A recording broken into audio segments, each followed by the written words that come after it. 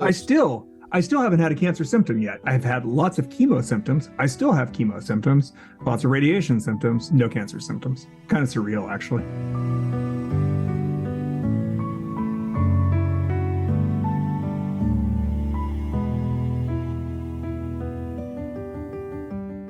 I wasn't just a contestant. All right, Jeff Stewart from Orem, Utah. What are we going to talk about today? I was a player. Jeff. Who's Rushdie? Salman Rushdie. Yes. Jeff? What's pitch in? Yes.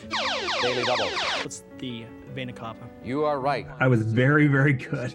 I won the college tournament now about 30 years ago. And got second on the Tournament of Champions. I just played for years. My wife and I, my wife was also on Jeopardy. We played as trivia for years in colleges. Trivia was kind of our life for a very long time. I tried to donate a kidney for several years. I had gastric bypass about a decade ago, a little bit over, and that was something that freaked out kidney docs. So I finally found some places that would at least consider the possibility. They said, okay, you get your blood sugar under control, lose a lot of weight, you can do that. Got all the way into the process with Duke, and the last step is CT scan to see whether or not you have two kidneys. And I do have two kidneys, but I had some extra carriers, shall we say, along with a couple of tumors, one in one kidney and one in near my intestine and stomach.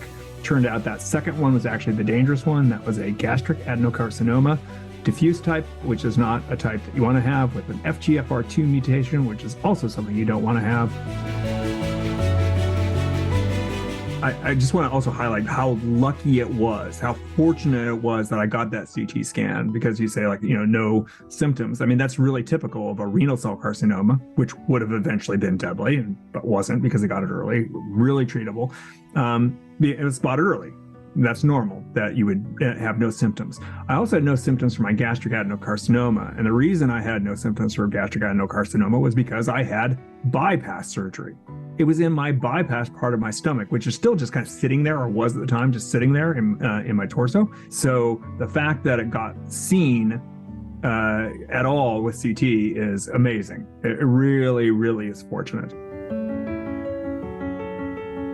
I'm done with treatment now. The chemotherapy and radiation that I had either has resolved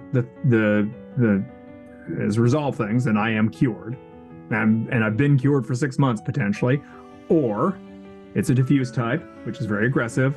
It's also very hard to spot in CT, and it is right now spreading and will kill me. Those are kind of the two options, and it's roughly 50-50 between those two things. My advice to patients is just listen to your oncologist and what your oncologist is saying.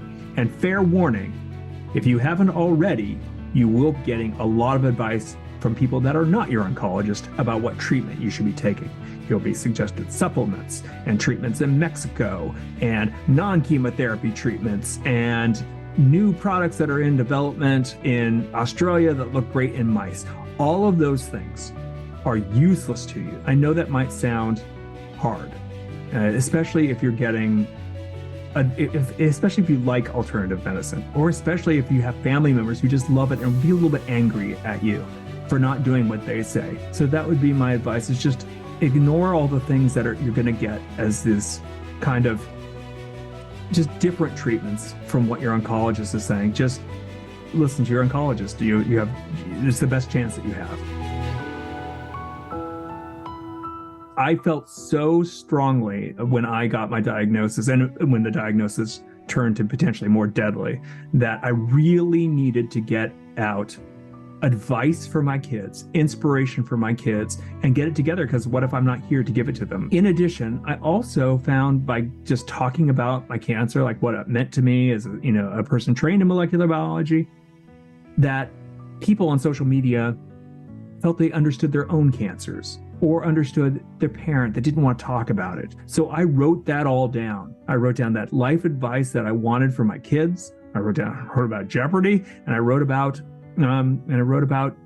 my cancer experience in a book called Living: Inspiration from a Father with Cancer. I just hope that patients can read it. It can help. We have a close family. All of them are either here in the house or they, one of them's married and lives close by. The thing that I thought was most important was having them know I was never hiding anything from them. I didn't want them to go around trying not to think about things because they knew that maybe I wasn't telling the truth.